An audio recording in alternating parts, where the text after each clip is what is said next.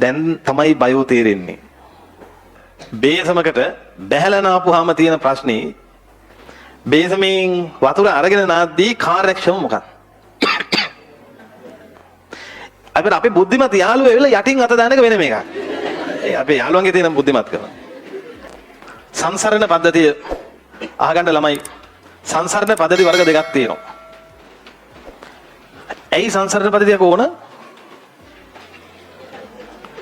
කියන්න බලන්න.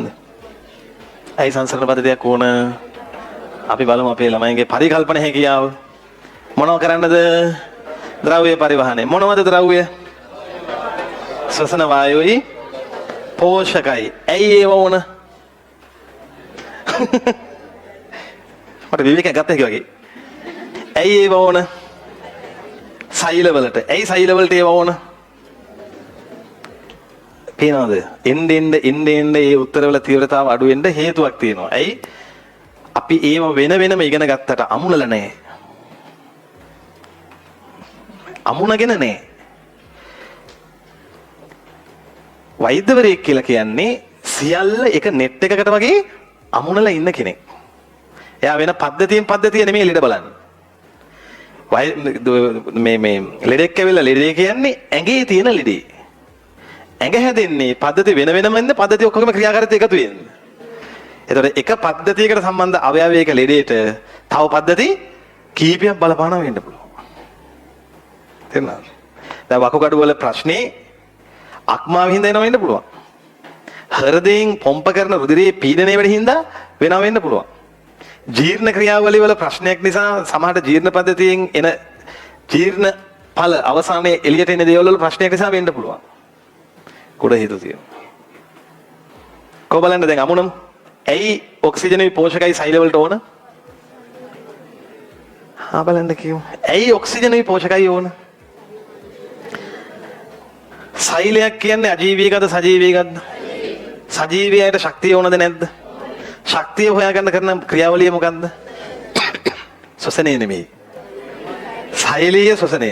සෛලීය ශ්වසනයේ ආකාර මොනවද?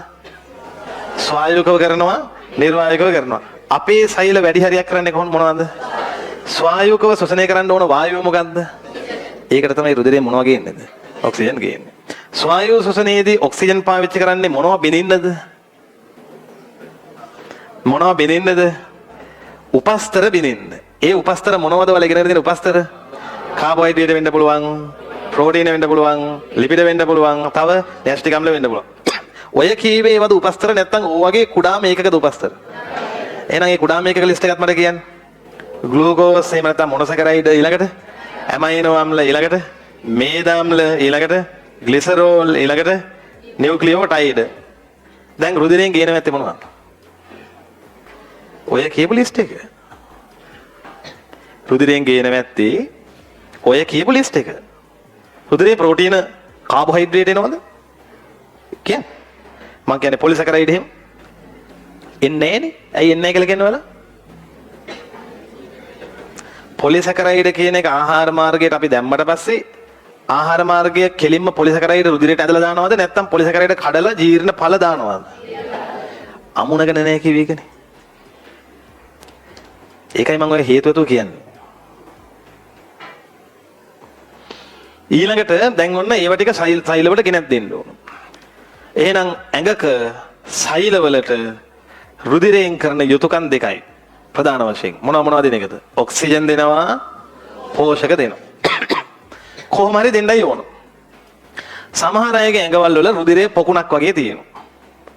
ඒ පොකුණේ අවයව ගිලිලා තියෙනවා. හරියට හොද්දක අර්තාපල් වගේ. එතකොට මේ අල කෑලි වලට හොද්ද ගෑවෙනවා නිතර. හොඳට ලුණු ඇඹුල් හොමාරු වෙන්න පුළුවන්. ළඟමනේ තියෙන්නේ.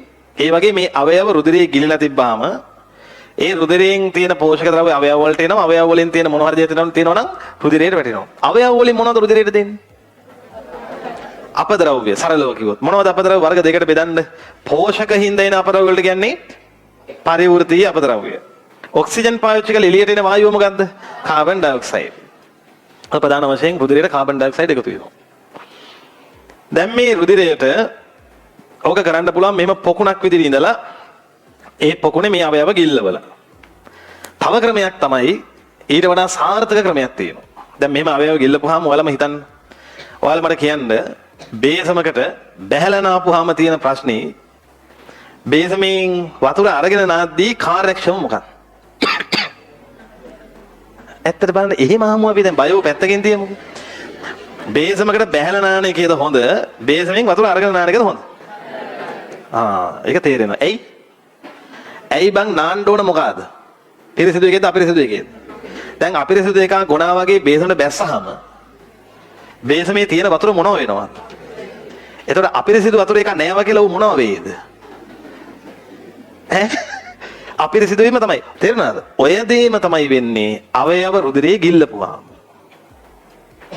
දැන් ගිල්ලපු මොහොතේ ඉඳන් අවයවයේ තියෙන කාබන් ඩයොක්සයිඩ් උත් මොකේද එකතු වෙන්නේ? රුධිරයට. රුධිරයෙන් ඔක්සිජන් ගන්නව නම් ගන්නත් වෙන්නේ ඒ රුධිරයෙන්ම තමයි. ඊට වඩා කාර්යක්ෂමයි නේද? මෙහෙම ටැප් එකට අල්ලන්නේ ගත. මේ පැත්තෙන් පිරිසිදු වතුර එනවා එතකොට අතෙන් ඒක අපිරිසිදු වෙලා පහළට අපිරිසිදු විදිහට ගලාගෙන යනවා. අපිට අපේ බුද්ධිමත් යාළුවෝ එවිලා යටින් අත දාන එක වෙනම එකක්. ඒ අපේ යාළුවන්ගේ තියෙන බුද්ධිමත්කම. දියුණු සත්තුන්ගේ ඔය මම ඔය කියපු දෙවෙනි ක්‍රමය තමයි රුධිර සංසරණ පද්ධතිය හැඩගැහෙන්නේ. අවයවයක් එක තැනක තියෙනවා. පිරිසිදු රුධිරය එනවා. ඇවිල්ලා අවයවය විනිවිද ගිහින් සෛල දක්වාම කේශනාලිකාව වලින් ගිහින් ඔය වැදගත් වචනයක් මම කිව්වා. මොන නාලිකාද? කේශනාලිකා දක්වාම ගිහින් සෛල දක්වාම එනවා නම් ඒවා පේනවද හැට? පේන්නේ නැහැ. කේශනාලිකා දක්වාම ගිහිල්ලා හුවමාරු කරගෙන අපිරිසිදු වෙලා එළියට එනවා. ඒතකොට ඒ වගේ රුධිර සංසරණ පද්ධතිය අපි කියන්නේ මෙම විවෘතව දාලා නැහැ. සංවෘත රුධිර සංසරණ පද්ධතියක. වැදගත්ම ලක්ෂණය මොන නාලිකා පැවතීමද? දැන් තමයි බයෝ තේරෙන්නේ. ඕන්නම් ඉතින් ඔක මට සංවෘත පද්ධතිය මෙහෙමයි විවෘත පද්ධතිය මෙහෙමයි කියලා දෙන්න තිබ්බා. එතකොට සංවෘත රුධිර සංසරණ පද්ධතියක වැදගත් ලක්ෂණය කේශනාලිකා පැවතීම. දියුණු මොකද්ද? විවෘත එකද සංවෘත එකද? බලන්න සත්ව ලෝකයේ මුලින්ම රුධිර සංසරණ පද්ධතියක් බිහි වෙන්නේ මේගොල්ලන්ගේ. කාගේද? ඇනලීරගේ. ඒ රුධිර සංසරණ පද්ධතියම දියුණු එකක්. එහෙනම් ඒක විවෘතද සංවෘතද? එහෙනම් ඇනලීඩාවන්ගේ මොන නාලිකා ඇතද? කේශනාලිකා ඇත. හරියි. ඊට පස්සේ රුධිරය දැන් ඔන්න අපිරිසිදු වෙනවා. මොන වායුවෙන්ද? අපිරිසිදු කියන වචනේ පාවිච්චි කරන්නේ නැහැ. සිලබස් එක වල ලියන්නත් එපා. මම මේ වලට උගන්වන්න පහසුටයි කියන්නේ. එතකොට ඒ අපිරිසිදු රුධිරයේ කාබන් ඩයොක්සයිඩ් පුරවගත්තු කොහේ හරි තැනකට ගිහිල්ලා මොනව කරගෙන එන්න ඕනද? පිරිසිදු වෙලා යායෙ එන්න ඕන. එතකොට ඒකට උදව් කරන පද්ධතිය මොකන්ද? රුධිරයෙන් කාබන් ඩයොක්සයිඩ් අයින් කරලා ඔක්සිජන් පටවලා දෙන පද්ධතිය මොකන්ද? ඒ පද්ධතිය ඌමනා වෙන්නේ නම් මොන සංසරණ පද්ධතියක් තියෙන අයටද? එහෙනම් ලෝකයේ මුලින්ම රුධිර සංසරණ පද්ධතිය බිහි වෙද්දීම තමයි මොන පද්ධතිය බිහි වෙන්නේද? ඒකයි බාහිර ජලක්ලෝම ආවේ.